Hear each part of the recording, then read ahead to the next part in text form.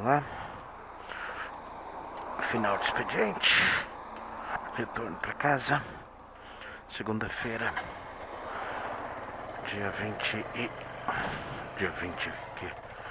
Dia 15 de maio de 2017.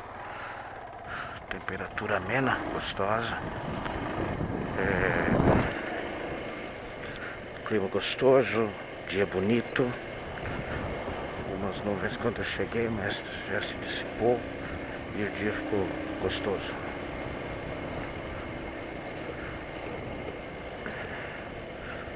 Período da tarde um pouquinho mais corrido, mas deu tempo de fazer tudo, fechar os processos e não deixar nada na mão.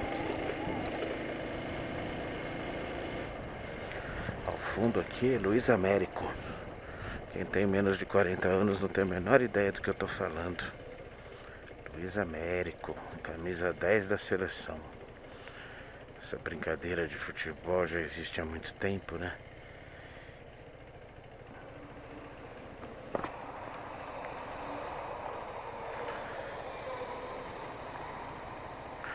Tava de manhã explanando as minhas rejeições dogmáticas, né? Tava nesse assunto em relação muito mais comportamental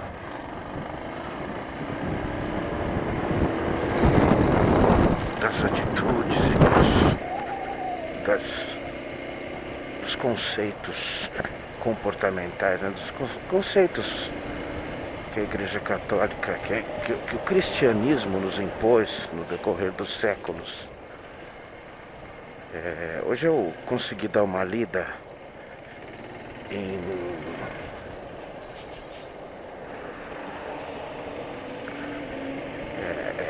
parece que é necessário que o ônibus faça isso que ele fez, né? Deixa pra lá, não vou brigar com ninguém. Lendo um pedaço, algumas coisas sobre a vida de Constantino,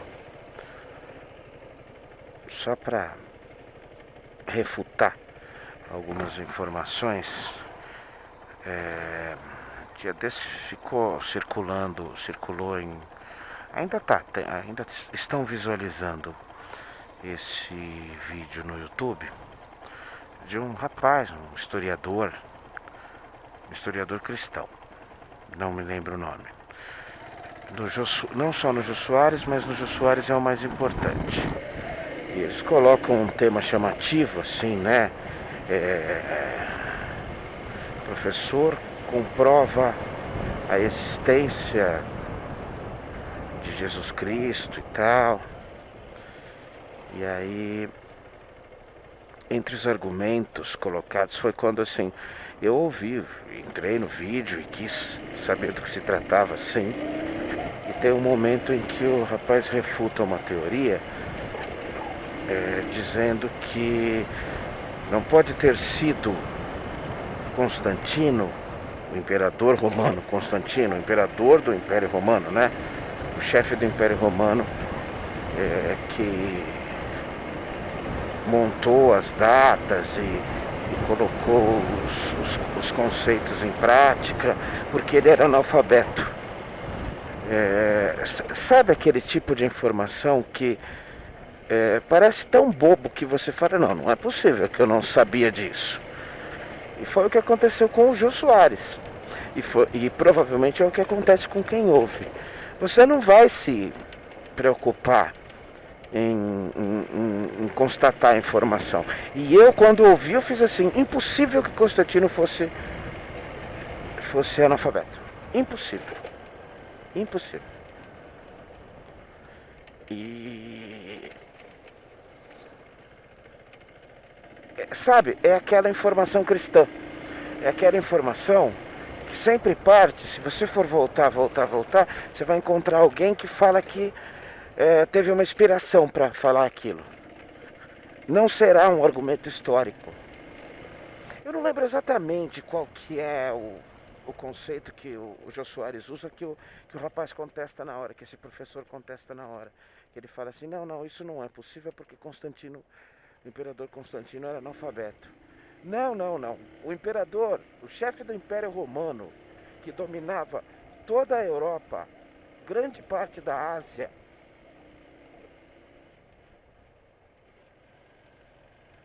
Oriente Médio, grande pedaço do norte africano, não, ele não era analfabeto. Ele não era. Não era possível ser. Esses caras, eles nasciam e eram educados já pelos únicos mestres disponíveis, né? E eles precisavam se comunicar o tempo todo. Claro que havia o escrivão, havia quem escrevesse e quem lesse para ele, mas ele deveria saber. Ele não poderia ser enganado, dependendo dos outros. E se tem uma coisa que Constantino não seria, era enganado. Historicamente, considera-se Constantino o primeiro papa, o primeiro chefe da igreja cristã, porque justamente ele foi muito estratégico, muito pontual nos conceitos que ele foi adotando para o Estado romano. Estamos falando de alguém que mandou matar a esposa, mandou matar um dos filhos que estava conspirando contra ele,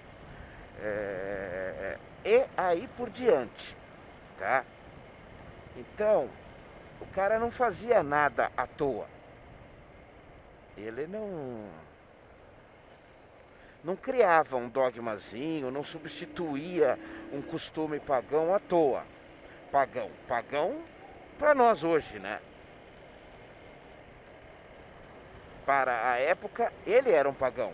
Ele estava instituindo uma doutrina pagã no Estado romano, que ela era mais fácil de ser manipulada naquele momento. E estava pegando a tendência. A grande sacada é a leitura que ele teve daquele momento, né? A leitura histórica que ele teve daquilo. Ele percebeu, isso aqui vai dominar daqui a pouco. Eu vou dar uma força, porque senão daqui a pouco eu não tenho pessoas que acreditem.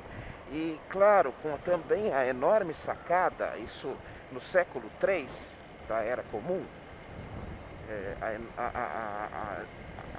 a boa sacada, a inteligente visão de que é melhor dominar pela religião. Não estava sendo fácil você tratar com politeístas, porque existia assim uma sociedade politeísta, como ninguém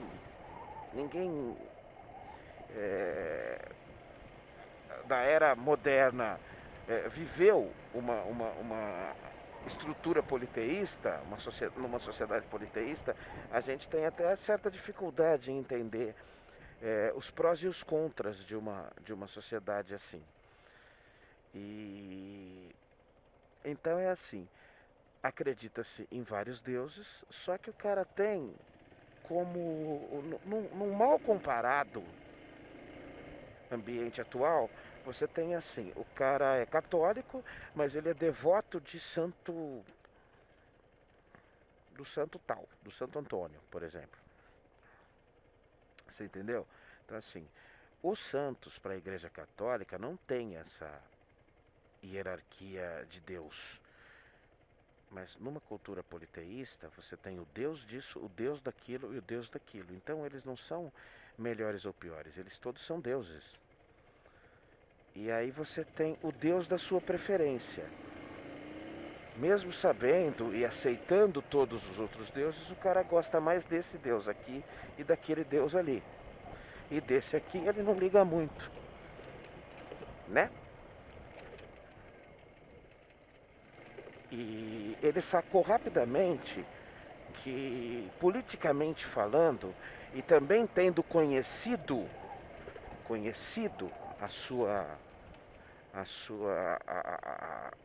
o funcionamento, né, a doutrina, a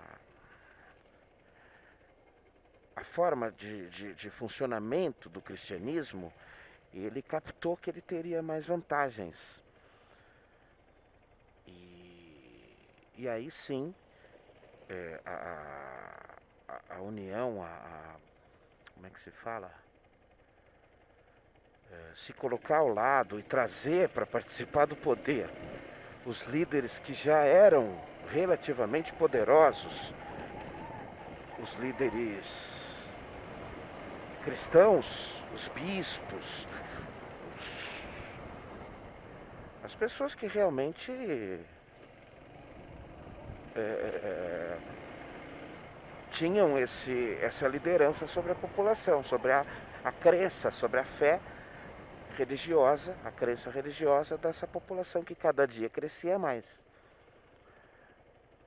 Então, a sacada foi essa. Mas ele foi nada mais, nada menos do que um imperador. Ele foi um guerreiro. Ele foi um imperador. Ele foi o cara que tinha que ter o domínio sobre as camadas dominantes. As camadas dominantes ele entendeu rapidamente, a leitura dele foi essa de que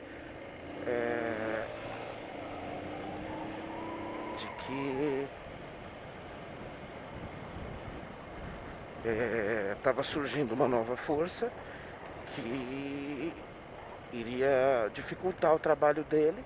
Ele não queria mais uma doutrina, mais um Deus. Ele queria uma doutrina que pudesse ser mais facilmente manuseada.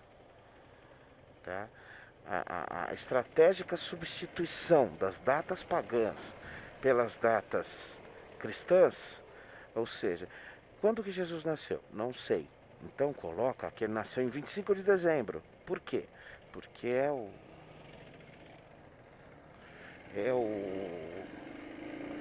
a comemoração da deusa Hera, por exemplo. Eu tô chutando aqui, tá? Então essas substituições, inclusive assim, atribui-se a ele o mecanismo de especificação da comemoração da Páscoa cristã. Páscoa cristã. Sempre existiu Páscoa judaica, mas atribui-se a ele essa questão de que ele conseguiu bolar com as lideranças religiosas uma forma de fixar a data, a Páscoa cristã, que é teoricamente a ressurreição de Jesus Cristo. Apenas, então, somente a substituição de uma outra festa que já existia naquele lugar, naquele momento. E ficava mais fácil você unificar tudo numa única... num único... num único domínio, né? Num único domínio, acho que é mais fácil de se entender assim.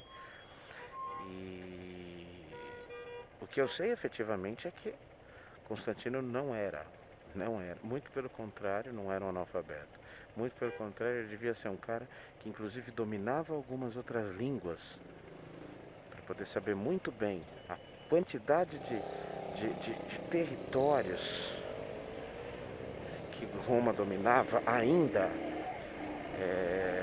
Exigia que você não fosse, no mínimo que você soubesse ler e escrever. Sério mesmo? Os dois vão ficar conversando aí? Que bonitinho.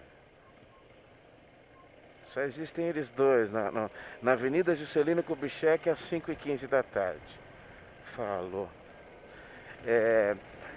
Então, é importante pegar um pouquinho dessa conversa de Constantino sobre uma exatidão histórica, né?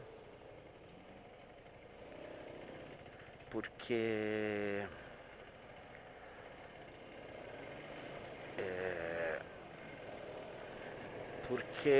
também explica um pouco, nesse momento tão crucial da história da igreja, explica muito bem por que certos conceitos foram fixados, e entre eles esse que eu comecei de manhã falando, sobre o conceito, a necessidade de você colocar um símbolo muito forte daquela doutrina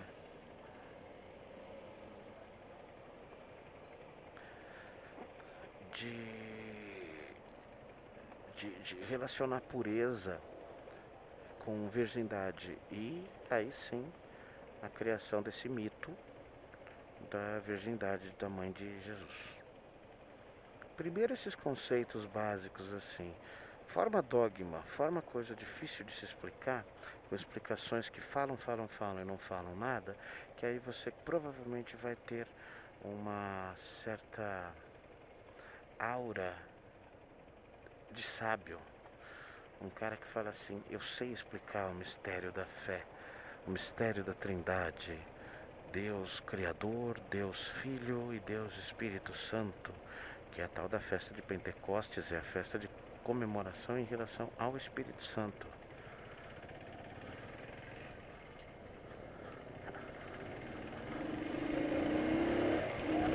Tá?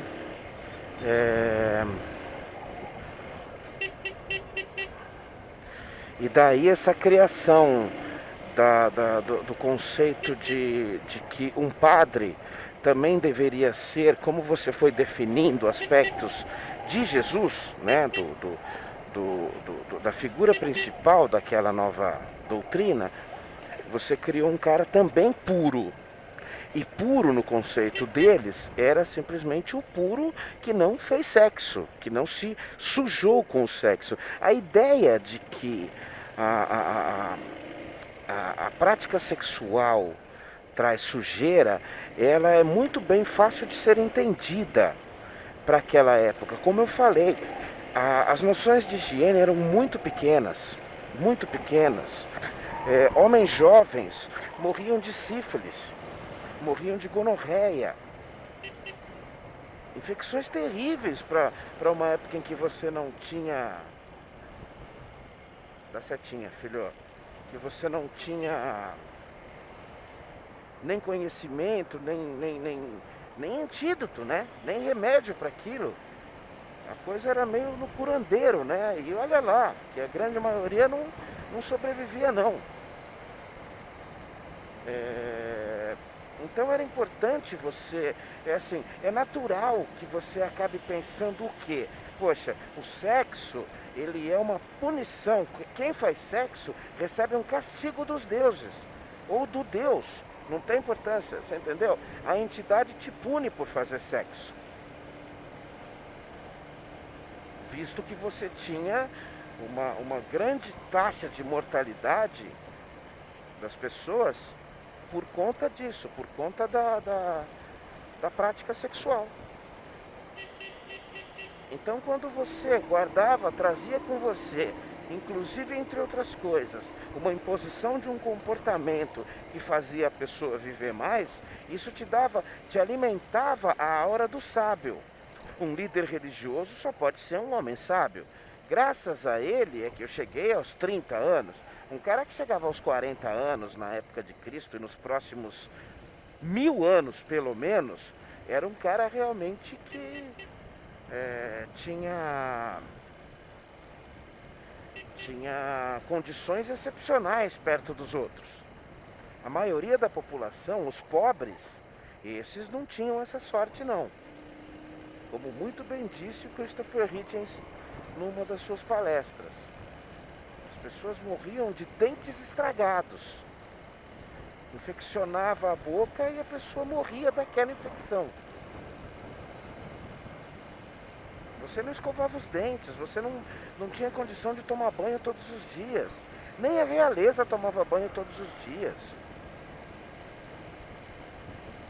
Foi muito lento isso, até que finalmente a tecnologia começou a abrir um pouquinho de condições e baratear por conta da popularização. E percebeu-se um novo sistema que já não dava mais certo você ser imperador ou rei das pessoas. A Revolução Francesa fez muito, alterou muito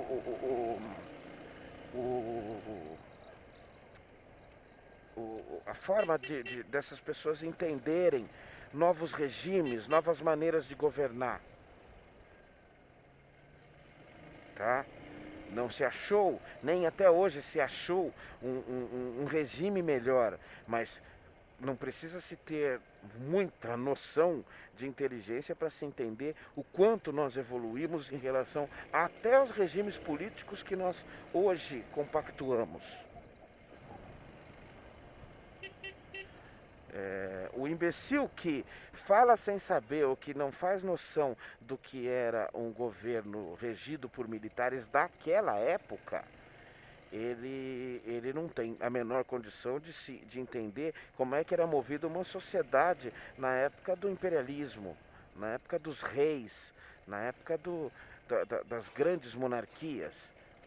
Era muito pior, tá? Era muito pior.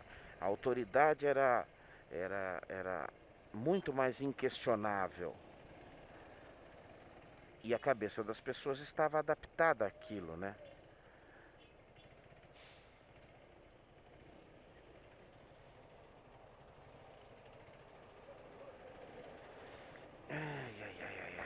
Então, é assim,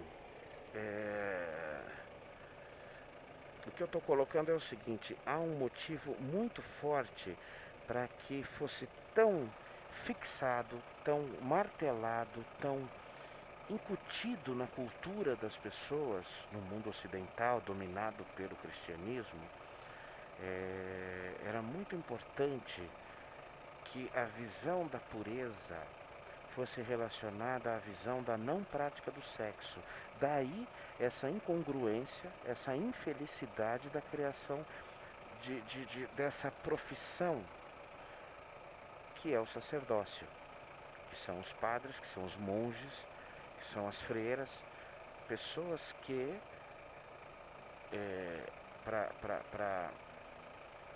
voltamos para o conceito que eu já tinha falado, é mais uma das vertentes do conceito de sacrifício.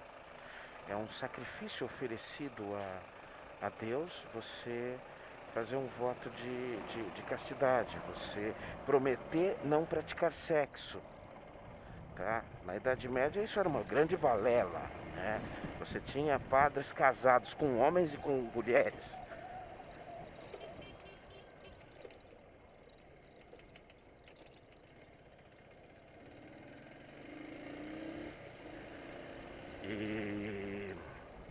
Mas claro, isso com o passar do tempo foi mais procurado e tal. Não fossem alguns escândalos descobertos, tá? Eu tenho que lembrar o nome daquele filme dos Estados Unidos, lá extremamente bom, Spotlight. Pronto, Spotlight. Assista o filme Spotlight. Onde foi desmantelada uma rede de pedofilia praticamente profissional, exclusivamente praticada pela Igreja Católica. Protegida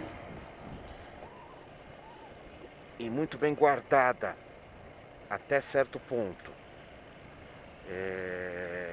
Mas eu não quero. Não é justo eu usar os meus conceitos de ser contra a religião por conta de erros de uma parte dessas pessoas, erros pessoais. Não é meu objetivo, porque é a mesma coisa que falar que a polícia militar é uma corporação que só tem filha da puta, que só tem mau caráter, e não é. A gente sabe que há bons policiais, você sabe que numa empresa você tem bons e maus profissionais, mas você tem bons profissionais e más pessoas. Aquele vendedor sensacional que na verdade te pede para incluir um dependente ilegalmente no plano de saúde dele, você está entendendo? Então, uma coisa não faz a outra ganhar um novo artifício. Claro, foi muito grande essa questão da pedofilia. É uma das grandes culpas que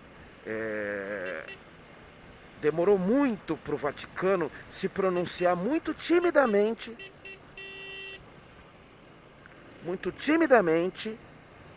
para tocar no assunto, mas foi muito tímido, muito.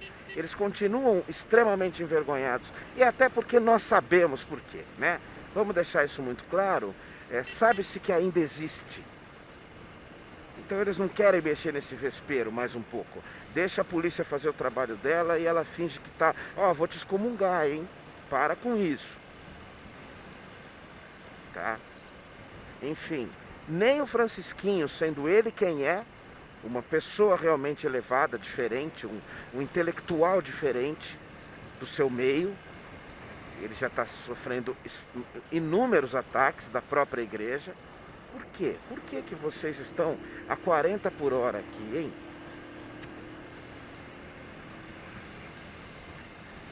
Mas o meu objetivo aqui não é atacar a Igreja Católica pelo erro de algumas pessoas, de uma parte dessas pessoas.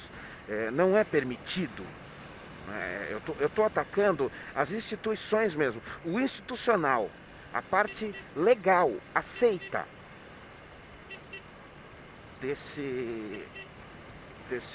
dessa instituição, dessa forma de entendimento da vida e de condução das pessoas, das ideias das pessoas.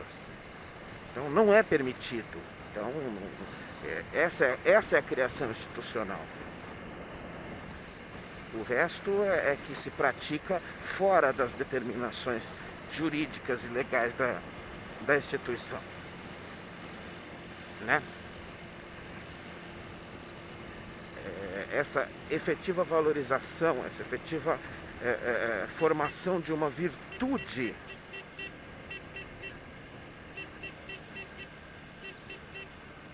o virtuoso é o puro, e o puro, como Isaac Newton, por exemplo, um católico praticante fervoroso que faleceu virgem porque não se casou. Quer dizer, pode ser até uma lenda, eu preciso ler melhor sobre isso.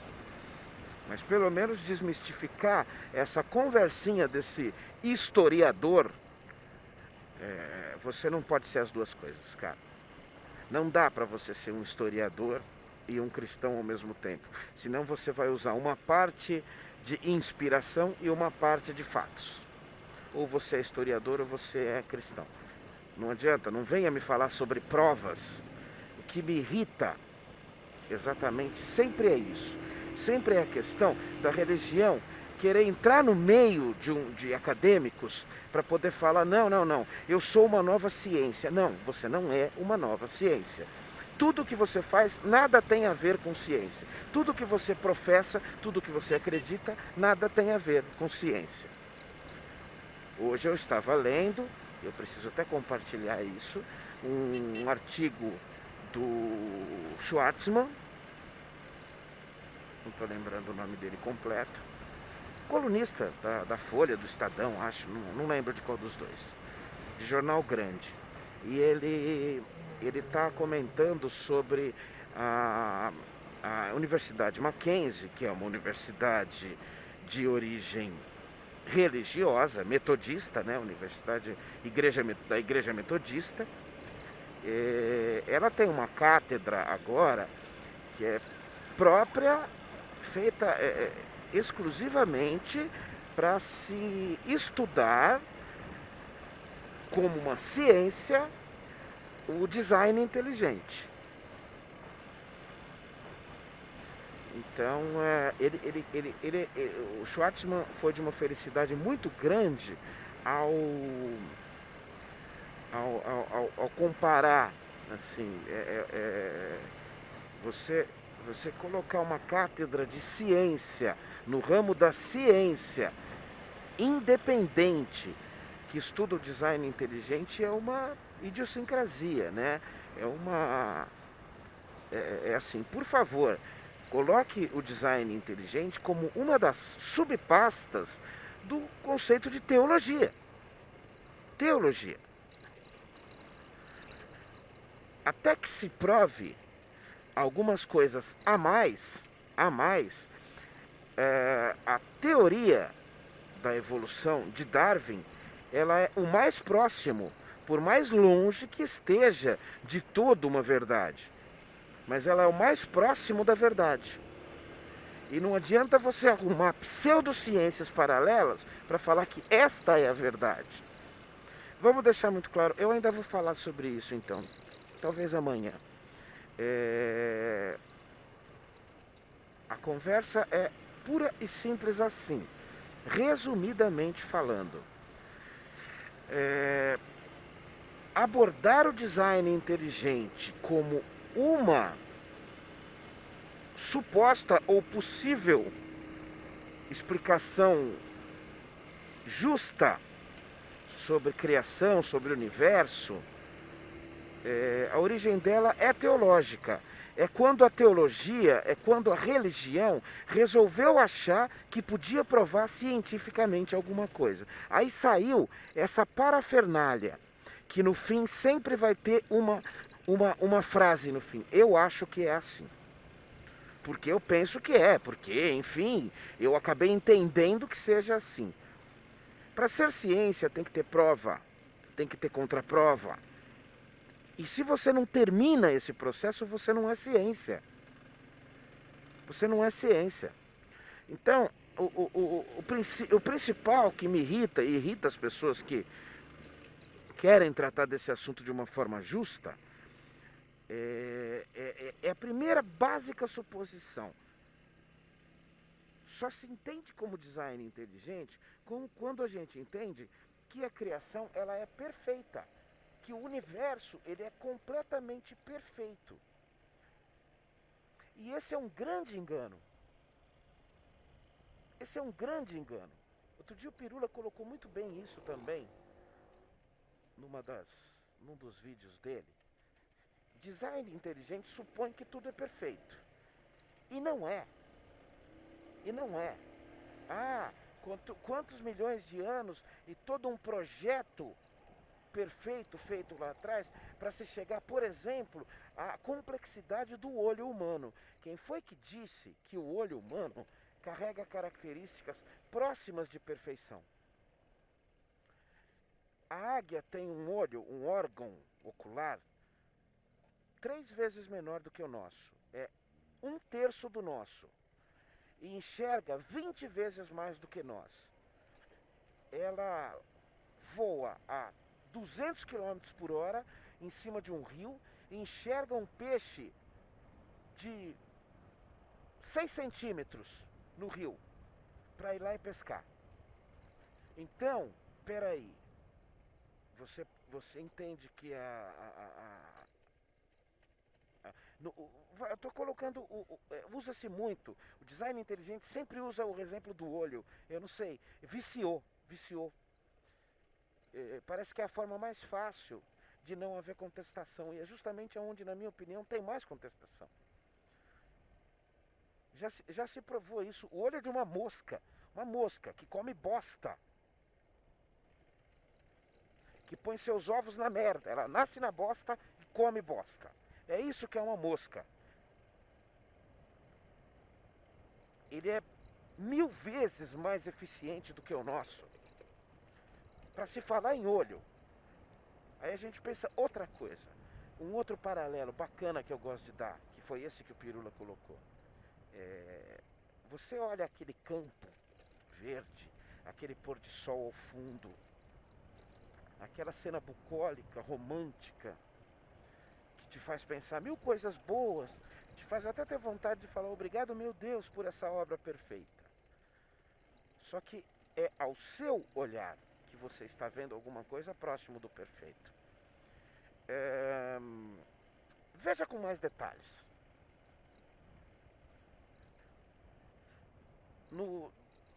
Abaixo dos seus pés, na grama que você está pisando, tem umas centenas de insetos, um arrancando a cabeça do outro e se comendo. Porque se eles não fizerem isso, eles morrem. Se ele não matar, ele morre. Entra mais para dentro.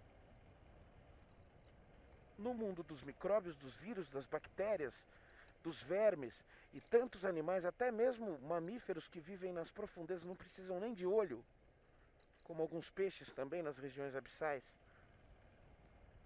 Então, é muita pretensão você chegar a uma conclusão pequenininha de que é tudo perfeito.